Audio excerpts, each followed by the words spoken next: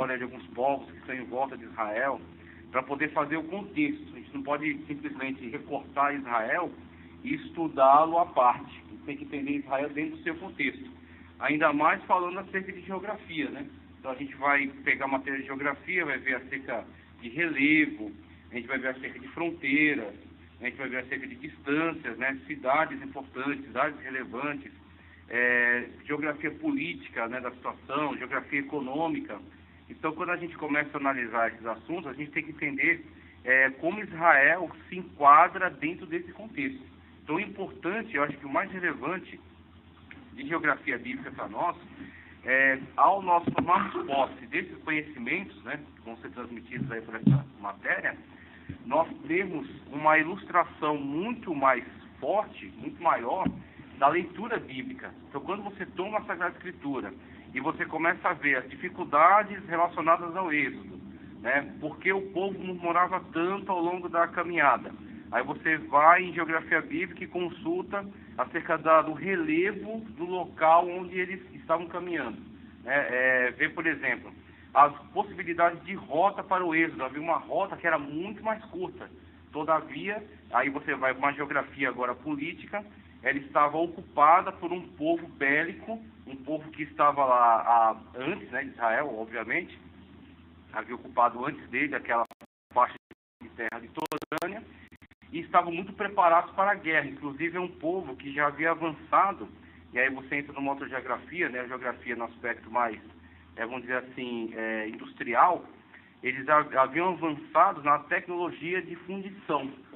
Eles já tinham um conhecimento da fundição do ferro, que os conhecimentos de fundição eles foram avançando, inclusive eles servem até para dividir as épocas em eras. Então você tem a era do bronze, tá? Aí você tem bronze 1, bronze 2, bronze 3, que são tecnologias para a fundição do bronze. E aí o bronze é um metal dos mais fáceis, vamos dizer assim, de fundir, né? Ele não tem tanta resistência. Aí do bronze você tem a era do cobre, né? Ele já começou a aprender não só a fundir, mas também a misturar elementos diferentes. Então eles conseguem misturar diferentes tipos de elementos e obter o cobre. E o cobre é um pouco mais durável do que o bronze. Do cobre a gente vai ter uma era no qual a humanidade consegue essa tecnologia, vai difundindo, espalhando, até que eles alcançam a era da fundição do ferro. É quando a gente vê a situação na qual os filisteus já estavam enquadrados, tá? História antiga, então eles vão fazer subdivisões. Dentro dessas subdivisões, a era do ferro, tá? Que inclusive a era do ferro, dentro dela, você tem a transição para a chamada história antiga de fato, que quando vem a escrita, o homem descobre ou cria, né, a escrita. Você vai ter aí 4.000, 3.000 antes de Cristo para o surgimento dos primeiros textos escritos, tá? Então isso aí é de fato história antiga. Antes disso, as formas de medir o tempo davam-se por meio dessas eras vinculadas a artefatos, vinculados a esse tipo de material. Então, os filisteus já estavam na era do ferro, já haviam descoberto a fundição, e assim eles tinham armas muito mais poderosas, né, para poder. Do cobre a gente vai ter uma era no qual a humanidade consegue essa tecnologia, vai difundindo, espalhando, até que eles alcançam a era da fundição do ferro. É quando a gente vê a situação na qual os filisteus já estavam enquadrados, tá? História antiga, então eles vão fazer subdivisões. Dentro dessas subdivisões, a era do ferro, tá? Que inclusive a era do ferro, dentro dela, você tem a transição para a chamada história antiga de fato, que quando vem a escrita, o homem descobre ou cria, né, a escrita. Você vai ter aí 4.000, 3.000 antes de Cristo para o surgimento dos primeiros textos escritos, tá? Então isso aí é de fato história antiga. Antes disso, as formas de medir o tempo davam-se por meio dessas eras vinculadas a artefatos, vinculados a esse tipo de material. Então, os filisteus já estavam na era do ferro, já haviam descoberto a fundição, e assim eles tinham armas muito mais poderosas, né, para poder resistir a um tipo de invasão. E assim, se Deus conduzisse Israel por essa faixa litorânea, e geografia bíblica te fornece essas informações, eles iam se deparar com uma guerra para a qual eles não estavam prontos. Então, que Deus poderia dar livramento, Deus pode todas as coisas. Só que Deus conta com a sua obediência. Deus conta com a sua fé, com a sua crença, de que ele, de fato, vai entrar e interagir na situação. E Israel não estava pronto. Definitivamente, Israel, ele foi sendo lapidado ao longo daqueles 40 anos de peregrinação. E se você quiser saber melhor, eles nem sequer entraram na terra. Quem entrou foram os filhos deles, né? À exceção de Josué e Caleb. Nem Moisés, Deus livre que foi. Você tem Arão entrando no barco aí, né? Arão também morre no caminho, né? Vai os filhos dele, Azar, né? Então você tem toda essa situação na qual a geografia bíblica, ela constrói um quadro da situação. Se você faz essas leituras de uma forma árida apenas, você vai texto, você já consegue obter do texto muita inspiração. E principalmente o Espírito Santo de Deus consegue usar, né, através da sua misericórdia, sua graça, ele usa você para ministrar em cima daqueles textos. Mas se você se dedicar um pouco mais e você consultar os manuais de geografia bíblica, você consegue construir um quadro da situação muito mais exato. Outro exemplo também para mostrar a relevância da geografia bíblica. Quando Jesus fazia as suas peregrinações, né, pregando, ensinando, curando, libertando, houve uma certa feita onde ele estava retornando do norte para o sul. E aí você vai, geografia bíblica, Samaria está ao norte, Galiléia está ao norte, Nazaré está ao norte, Jerusalém está ao sul. Jerusalém é uma parte alta, Monte Sião, né? Aí você tem Galiléia já indo para acima da Samaria. Você vai ter outras regiões. Rio Jordão vai estar ao leste, né? Descendo da Galiléia, passa ao largo de Jerusalém, né? Passa ao leste de Jerusalém e vai embora até o Mar Morto. Jesus estava descendo para Jerusalém de volta. E aí o narrador diz assim: e era necessário passar por Samaria. E era necessário passar por Samaria.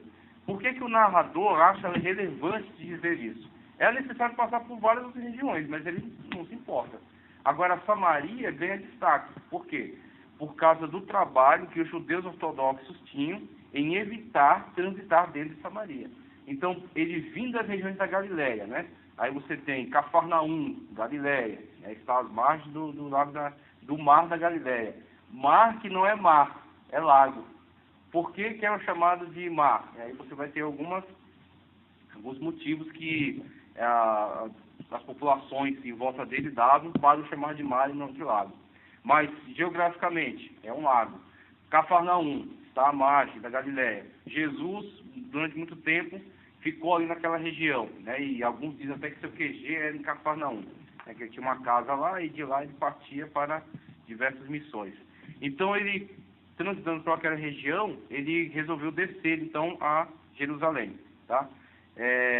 Quando o autor acha relevante nos dizer que era necessário passar por Samaria, é porque Samaria, que era uma região, vamos dizer assim, evitada pelos judeus ortodoxos, ela causava-lhes grande transtorno de trânsito. Então, por eles não quererem passar dentro de Samaria, por causa das hostilidades que haviam entre os judeus e os samaritanos, e por que haviam essas hostilidades? Aí você vai ter história, né, de Israel, e geografia a gente vai abordar um pouco também, porque a gente vai ver um pouco de geografia política, a gente vai ver quando houveram as deportações, quando houve a miscigenação dos restantes ali dos israelitas com povos estrangeiros, o que veio a dar nessa raça, né, miscigenada dos samaritanos. E os judeus que mantiveram a sua linha genealógica, né, devido aos trabalhos aí de Neemias, principalmente, né, Esdras, então mantiveram ali as suas linhas genealógicas preservadas.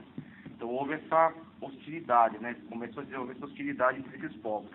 E Jesus, então, quando ele decide passar por dentro desse território, causa ao autor sagrado, traz a ele um interesse em pontuar isso. Era-lhe necessário passar por Samaria. Ou seja, vamos abordar essa questão polêmica, né? O que vai acontecer? Jesus vai transitar dentro de Samaria. O que vai ocorrer? Despertou nele essa atenção, né? Esse sinal vermelho. Olha, Jesus vai passar dentro de Samaria. O que vai acontecer? Isso aí ganha mais relevância para você quando você adquire conhecimento de geografia bíblica. que aí você vai ver a necessidade geográfica de passar por lá. Os judeus que não queriam cruzar em Samaria, eles simplesmente faziam uma rota para o leste, cruzavam o Jordão, ia, né, pelas províncias, né, ao leste do Jordão, aí à altura, né, passado já o território de Samaria, atravessava o Jordão de volta para chegar em Jerusalém. Tudo para não ter qualquer tipo de confronto com os samaritanos. Dobrava, triplicava o tempo, caminho, para não passar dentro de Samaria, devido a questões, né, de hostilidade que havia entre os dois povos. A mulher pergunta para Jesus, uma vez que Jesus decidiu passar em Samaria. Jesus não evitava polêmica, Jesus não evitava esse tipo de confronto, né? Então, com amor, com misericórdia, ele foi e ofertou àquela mulher a oportunidade de ter um encontro com ele. E a mulher, depois de um diálogo, começa a se abrir um pouco, e aí começa a conversar com Jesus de uma forma mais natural, né? E ela quer saber algumas coisas, e ela então pergunta a Jesus, olha, os judeus dizem que o lugar certo de adorar é em Jerusalém, né? Mas os nossos pais adoram no Monte Gerizim. E aí você vai ver em geografia bíblica, parte aí da parte física, né, de geografia, os montes relevantes de Israel. Você vai ver Gerizim, vai ver Monte Tabor, Monte Carmelo, Monte Sião, Monte Hermon, o orvalho que desce do Monte Hermon, né? Então você vai ver por que o autor de Salmos destaca essa característica do Monte Hermon. Você vai ver que o Monte Hermon, pelas suas características geográficas, a sua altitude, as neves eternas que estão sobre ele traz toda uma, vamos dizer assim, uma umidificação do ar daquela região, e não somente isso, ele vamos dizer assim, o nascente para as águas que vão alimentar o lago de Hula, o lago de Merom, o mar da Galileia, Rio Jordão, que vai desaguar no Mar Morto. Né? Mar Morto, inclusive, o mar que está mais, vamos dizer assim, abaixo da linha do mar. O Mar Morto está mais abaixo da linha do oceano. Tá, ok? Aí temos o Lago Titicaca, né, que está mais acima, aqui nos Andes, e o Mar Morto que está mais abaixo, lá na Palestina. Então, eu acredito que geografia bíblica, a grande relevância dela, a grande sacada, é ela de fornecer quadros muito mais precisos, para você poder fazer uma leitura bíblica muito mais precisa. Quando você tem mais informações, você dá mais relevância ao que você está lendo, né? Então, o texto bíblico, ele ganha mais destaque para você. Quando você vai ministrar, quando você vai ensinar alguém, você vai dar ênfase em alguns aspectos, né, que vão se tornar mais claros, mais relevantes para você. E, com certeza, isso vai ser grande ganho para todos nós, né? Não é somente questão de fazer geografia bíblica porque está no currículo, mas sim porque ela é relevante, que é importante para nós. Claro que existem matérias que te empolgam mais, né? Então, você, escatologia, né, que a gente acabou de passar por ela, né, temas muito interessantes, relevantes. Eu gosto muito de história, tanto dos hebreus quanto história da igreja. Claro, vai dar mais relevância a essas matérias. Mas matéria de geografia bíblica é imprescindível. Inclusive, por isso que o pastor resolveu incluir essa matéria no currículo básico, porque essa matéria vai ser importante para o conhecimento bíblico. Veja. A geografia não estava no básico? Era no médio. Só médio. Ele resolveu que geografia bíblica entra no básico, porque é relevante nós termos esse conhecimento. Livro que eu recomendo, esse aqui, ó. Geografia da Terra Santa e das Terras Bíblicas, Ernesto Tognini. Eu gosto muito desse autor, eu tenho... Esse aqui eu comprei aqui. No Rio eu comprei... Eu não lembro qual que eu comprei lá, mas eu comprei 2 lá. Esse aqui não, esse que eu comprei faz poucos dias. Exatamente para fortalecer esse estudo da geografia. Ernesto Tognini. Eu tenho o período interbíblico dele também. Muitas informações importantes. O livro dele é muito bom, é bem ilustrado, tá? Ele tem bastante mapas, bastante ilustrações e textos muito importantes. É um livro volumoso e que traz informações muito importantes aí dentro da geografia bíblica. Pessoal, dentro da apostila já, vou começar a caminhar, né?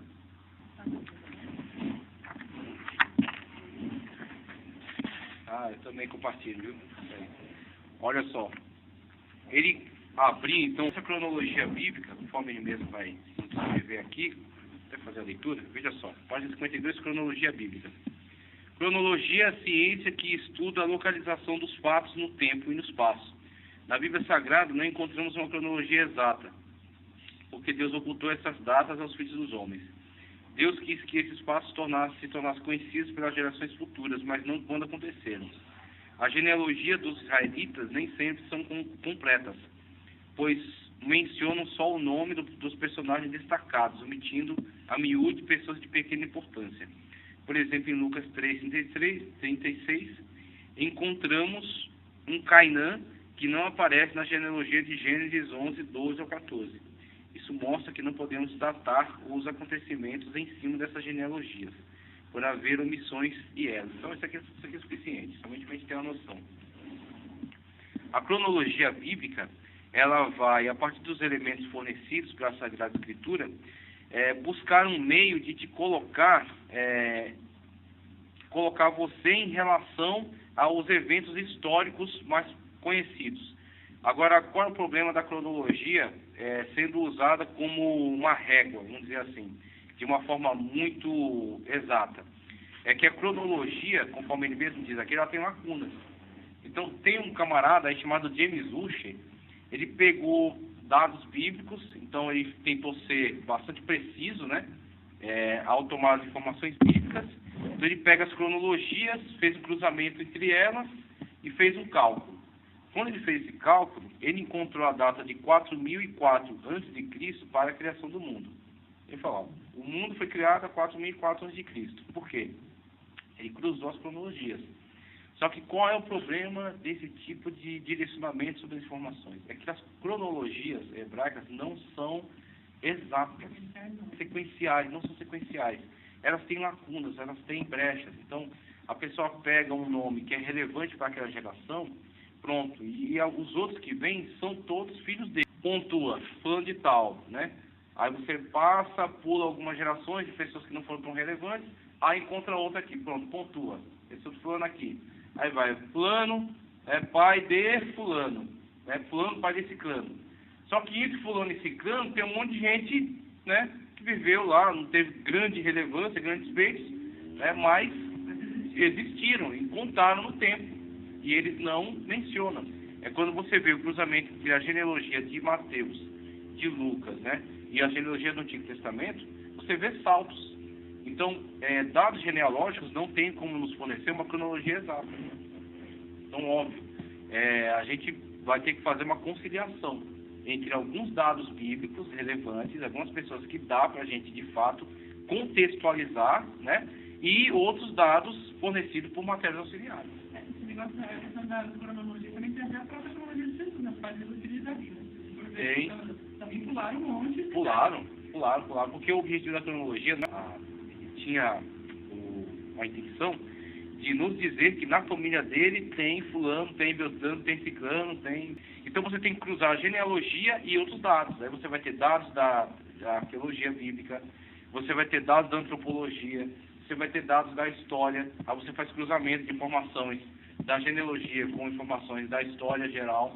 Aí você consegue, por exemplo, através desse tipo de cruzamento de informações, conseguiu-se firmar a data de 966 para a construção do Templo de Salomão.